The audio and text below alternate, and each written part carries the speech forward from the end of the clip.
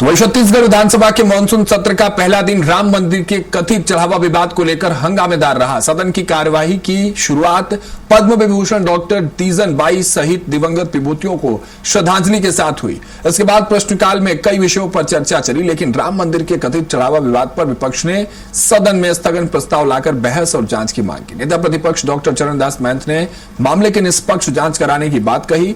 वही सत्ता पक्ष ने इसे छत्तीसगढ़ विधानसभा के अधिकार क्षेत्र से बाहर का विषय बताते हुए चर्चा से इंकार कर दिया।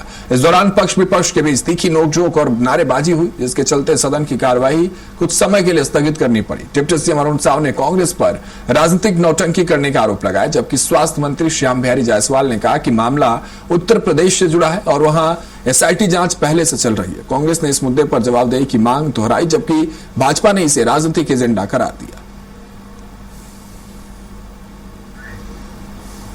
प्रभु राम के मंदिर से जो चोरी हुई है,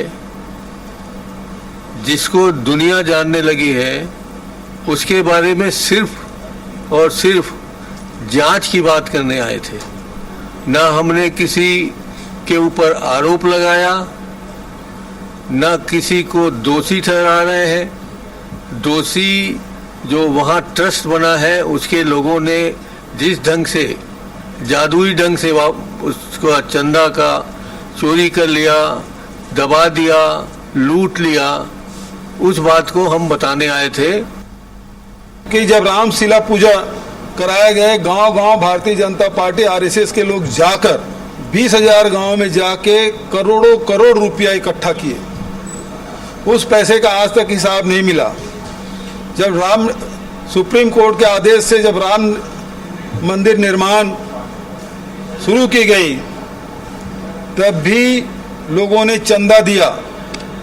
छत्तीसगढ़ से भी लाखों लोगों ने करोड़ों रुपए की दान की है, लेकिन निर्माण कार्य में भी शिकायत मिल रही है कि जो निर्माण हुआ उसमें 40% कमीशन लिया गया।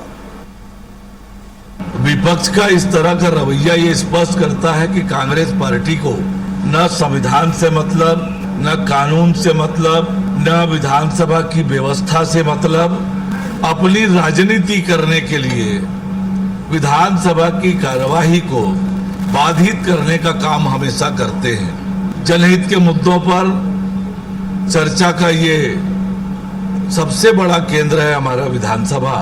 वहां की कार्यवाही को अनावश्यक रूप से बाधित करने का काम कांग्रेस के नेताओं ने किया है, ये दुर्भाग्यजनक है।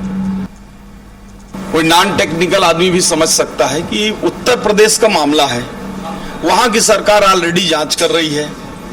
अब छत्तीसगढ़ सरकार में यहाँ सदन में मुझे लगता है कि उसको यहाँ उठाकर उस पर चर्चा करने का कोई औचित्य नहीं था, इसलिए माननीय स्पीकर साहब ने उसको खारिज कर दिया है।